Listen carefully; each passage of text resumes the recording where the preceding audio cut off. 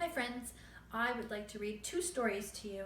This one is called The Hungry Caterpillar by Eric Carle. I'm guessing you've heard this one before. This is a famous story. And I have another one that's called Butterfly.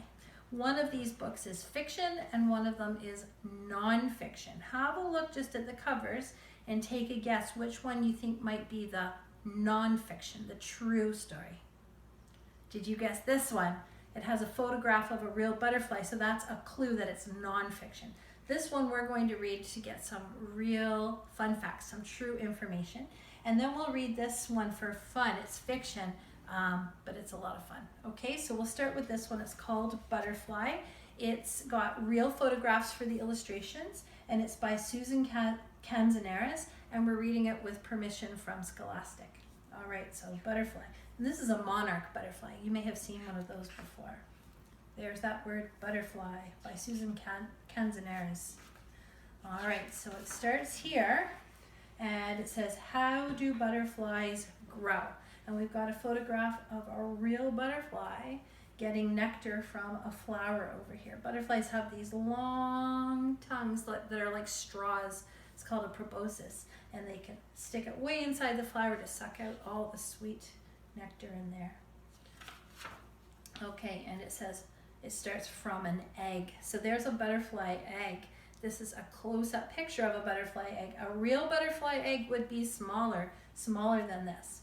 But that's what it looks like. Pretty neat. So the butterfly lays one egg, and then out of the egg comes a caterpillar. There's the baby.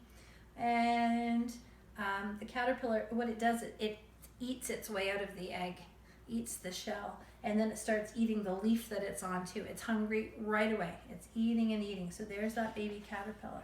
And it keeps eating and eating and getting bigger and bigger. It gets so big that its skin gets too tight and it has to take its skin off. Isn't that interesting? It's called molting. It wiggles out of its skin and then it gets bigger and bigger again and takes that skin off. It does that a few times. And that caterpillar keeps getting bigger. This is the monarch caterpillar. You can see the pattern on it. It's beautiful.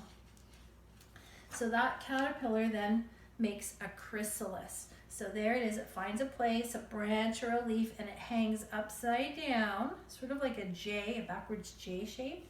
And it makes this, spins this coating, and it's called a chrysalis. There it is inside the chrysalis. It stays in there for a while, and amazing things are happening.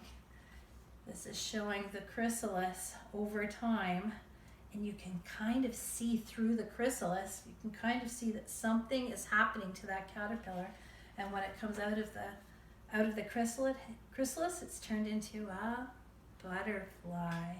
There's that beautiful monarch butterfly.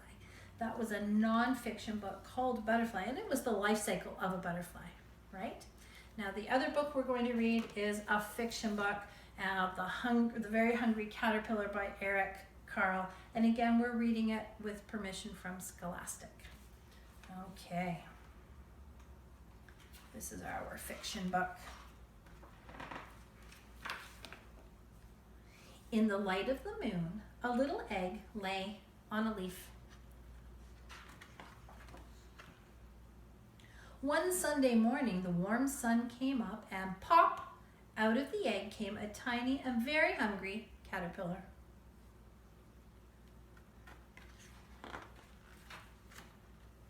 He started to look for some food. On Monday, he ate through one apple, but he was still hungry. There he goes. On Tuesday, he ate through 2 pears, but he was still hungry.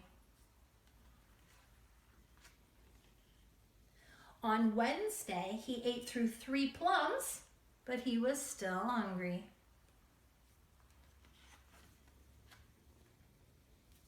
On Thursday, he ate through 4 strawberries, but he was still hungry.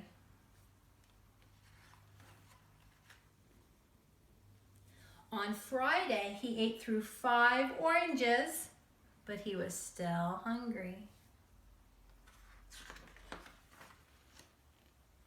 On Saturday, he ate through 1 piece of chocolate cake, 1 ice cream cone, 1 pickle, 1 slice of Swiss cheese, 1 slice of salami, 1 lollipop, 1 piece of cherry pie, 1 sausage, 1 cupcake, and 1 slice of watermelon.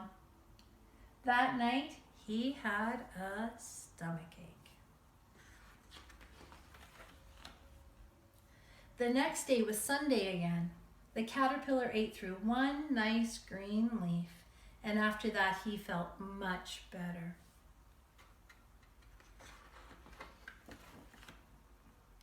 Now he wasn't hungry anymore, and he wasn't a little caterpillar anymore. He was a big, fat caterpillar. He built a small house called a cocoon or a chrysalis for himself.